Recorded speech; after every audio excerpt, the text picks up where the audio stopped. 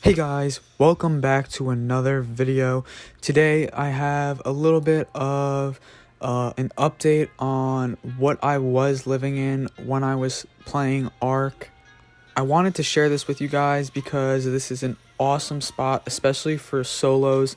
I know there is a lot of solos on official that don't play small tribes. And even if you don't play solo, you can still use this as a stash spot on another server. Now, I know you guys knew about one of my spots that I posted in one of my older videos, the platform, but I actually had a little bit more secrets about that platform that you guys didn't know about. For those of you that aren't in my Discord, go check out my Discord with the code that I'm going to post in the video right now. This is a great place to be able to talk to other Ark people in the community and be able to talk to me. So now let's get right into the video. As you can see, we're on my favorite official base build, the Ocean platform. Now, I had a little secret about my Ocean platform. As you can see, I had a Reaper on it.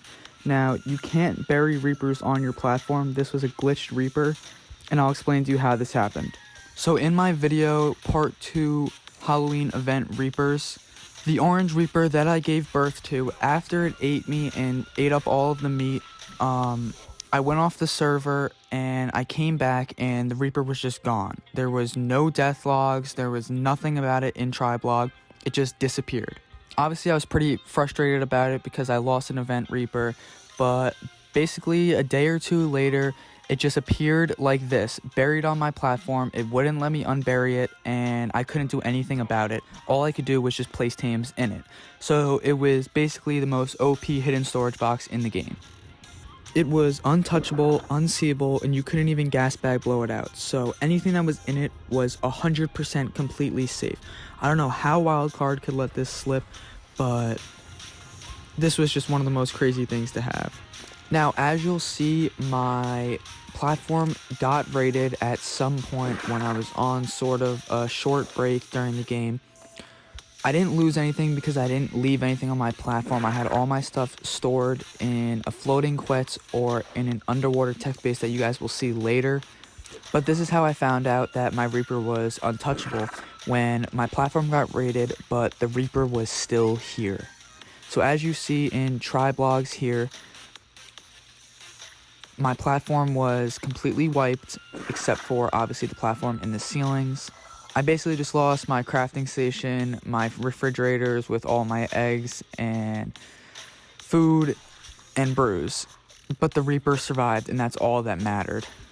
It was crazy to see this because I didn't really think that it was going to be untouchable at the time, but after this I knew it was going to be the most OP storage box in the game. Now, I've had this video for a while and I've been waiting to post it for you guys, but I didn't want to post it until this base was completely gone and I've stopped playing. So now it's finally here and I can finally upload it. I've been waiting to upload this video for a long time and I'm very excited about it. Little did the people know that raided my platform, I had an underwater tech base right next door to it. If they just went under the water, they would have seen it. I've used this method a lot and it's been basically my favorite way to live on official. I basically never get found when I use it, and I think it's a great way to store things. You don't even have to make your underwater base big. It can be just something super small like this just to fit storage areas, because you can just use a platform to raise tames on. So here's a clip of the tech base powered. See, it's just something super small. You can fit a couple cryo fridges in it, a couple vaults. If you want to, you could put some crafting stations in it, but I used my platform to put crafting stations on. I made the bottom area a little underwater spot so I could store a tame in it if I wanted, like my Itchy. So the way I kept my tech base powered, I didn't even really run rag boss fights. I just use an Ellie gacha, and because the base is so small, it would go through less than one element a day, and I could bang out so much element with the Ellie gacha, it was crazy. After my plat had been raided, I never even rebuilt it. I had all my tames basically raised up that I needed, and I didn't really need to craft anything anymore. I had so much loot and everything, so all I did was just live out of my tech base. I used the plat just to get element with the Ellie gacha, but my tech base was my main storage area and my main base. I also had a floating quetz base that I stored even more loot just in case my tech base got found, or if the quetz got found, I had the tech base as a backup. I always like to keep more than one storage area, especially when I'm solo, because I feel like this is the best way to stay alive and keep at least some sort of loot.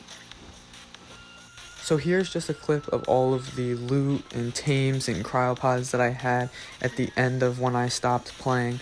I sold all of this in the end, so I no longer have any of this stuff. But I just wanted to show you guys how far we got into the official grind. From when I had started making videos until I went on my break. I probably will be coming back to Ark at some point soon, but like always, we all take breaks from this game and end up always coming back to it, so I definitely will be back at some point.